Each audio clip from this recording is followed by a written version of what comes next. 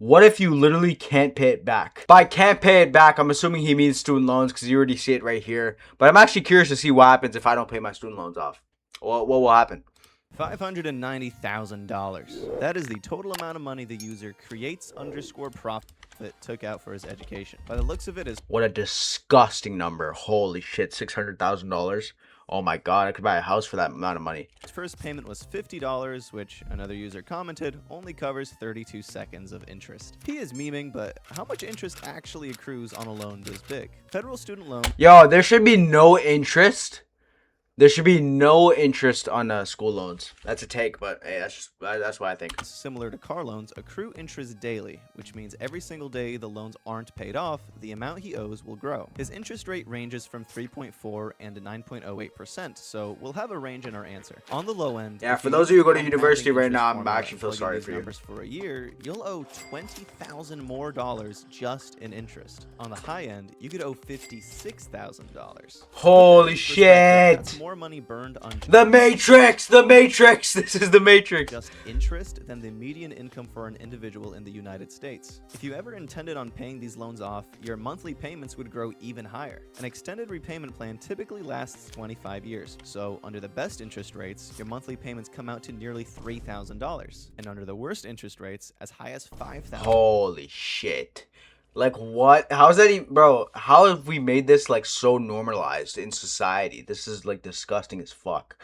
$1 a month. We haven't figured out how to garnish 100% of your wages. But now I see why so many people are going into trades, bro. Why would I go to school? That shit is genuinely molesting my bank account. Yet, so let's break down a reasonable budget required to pay this off. For simplicity's sake, we'll average the rate and monthly cost at $4,000 a month. Okay. $4,000 a month turns to $48,000 a year. Yeah. That's after tax, so pre-tax, you're looking at something around $60,000 a year, depending on your state. Disgusting. And that's just for the loan. Now we need to cover food and shelter. Assuming your college education was done somewhere here, your median rent for a studio apartment is around $1,500. Oh my Groceries God. on a very thrifty budget runs you $300. We'll pretend you have a paid off car, but gas and insurance adds another $575 a month. Speaking of insurance, health insurance will run you They just keep $500 adding the bills. mom's plan. If your employer I'm not ready to be an adult. $100 a month. Please. Am I missing anything? Hopefully not. Because your monthly maintenance to just exist comes out to nearly $7,000 a month. $7,000, and bro, you're only making $7,000 out of college if you're like a computer scientist or like some other shit. But like usually, if you get straight out of university, that's the only jobs that will pay you off the rip. Off the rip, will pay you at least like 8 or 9K a month. That's crazy.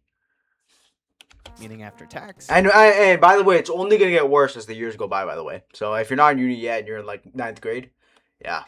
Your minimum You're salary more on a cooked. beans and toast diet is $105,000 a year. Now, hopefully, if you're in this much debt, you've gotten a degree in a field that will earn you significantly more. Yeah, But yeah. even if that's the case, it might not be enough. Meet Mike Meru, a 45-year-old orthodontist who currently owes over $1 million in student loans. Still? In 2018, he was one of 101 other adults who owed over $1 million on their loans. During the duration of his education, he accumulated over $600,000 of debt to keep himself in school. In the subsequent years, due to interest accumulation and fees, that number ballooned to well over 7 figures. He studied to become an orthodontist, and since graduation, landed a job that earns him $225,000 per year. That income, after taxes, comes out to roughly That's disgusting. How much like an orthodontist, like someone who works in like the medical or the medical industry gets just loaned 1 mil and has to pay that shit off.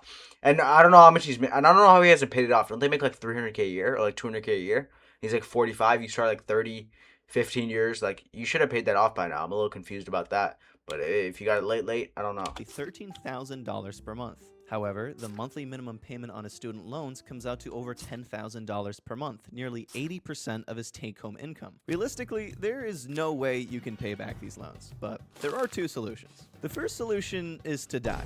Federal student loans are discharged upon death, so Yeah. private student loans I can might have be to do carried that. to your I might have to cosigner, do that. spouse, or estate, but remember, you're dead, so don't stress about it. The second solution is an income-driven repayment plan. Instead of paying monthly minimums, you pay based on a percentage of your take-home income. You'll never actually repay your loans this way because your payments likely won't cover the interest accruing, but that doesn't matter because after 20 to 25 years, the remaining loan balance is forgiven. Technically, it will Really? What the hell? Okay, that's after 20 to 25 years. If you start at 18, you get your loans, you start university, you'll be 43! Your life is over at 43. Almost, basically. Like, shit. You're bare middle-aged. Come back to bite you under income tax because a loan you never paid off is considered income, but it does solve your insurmountable debt problem. If you don't like those solutions, here's how much you'd have to earn as an orthodontist to pay off your loans within 25 years. $10.5 thousand is your starting number. Mike has a wife and kids, so he'll need a 2-bedroom apartment close to work. Average 2-bedroom rent in this area is around Mike, $2,000. that's his name, Mike. Yo, Mike, I'm not gonna lie, you just pay the minimum until you die. You're already 45. Let's say you live till you're like 65, 70.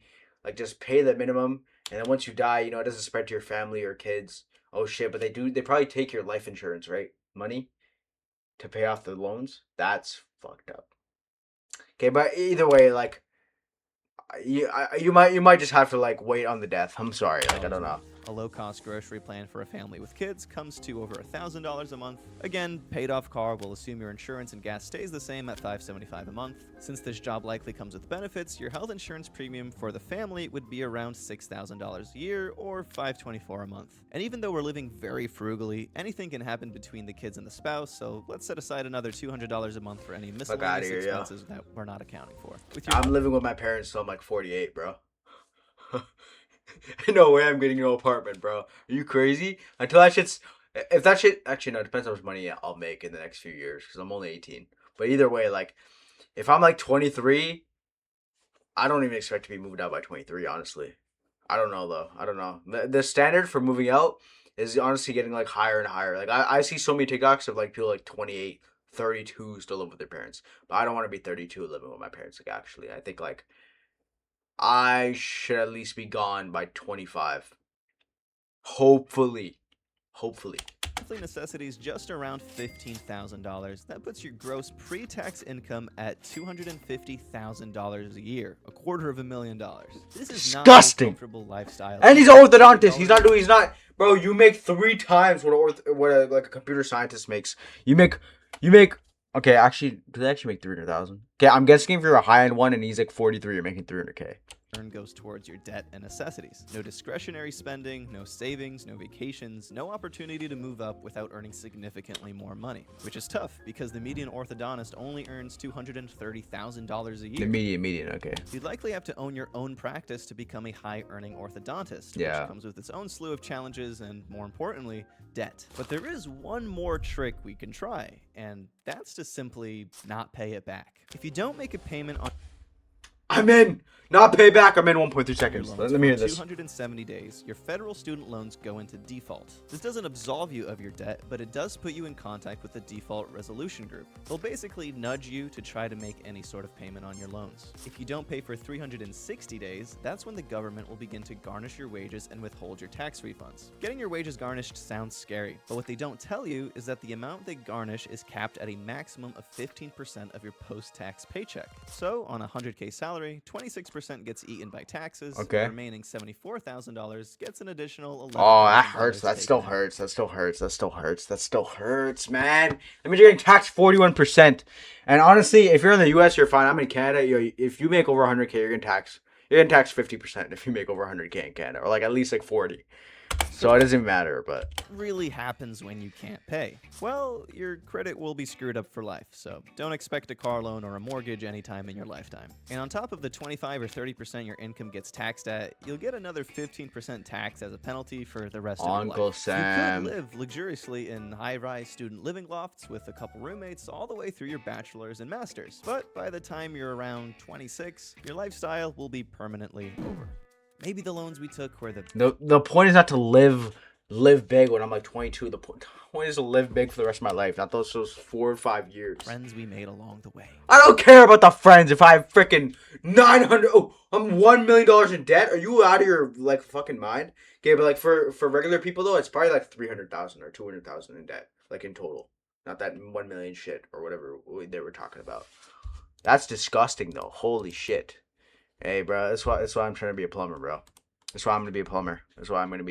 I don't know if I can do this university shit. Anyways, guys, if you guys like the video, make sure to like, comment, subscribe, especially if you're on YouTube, and I will see you in the next one. Peace out.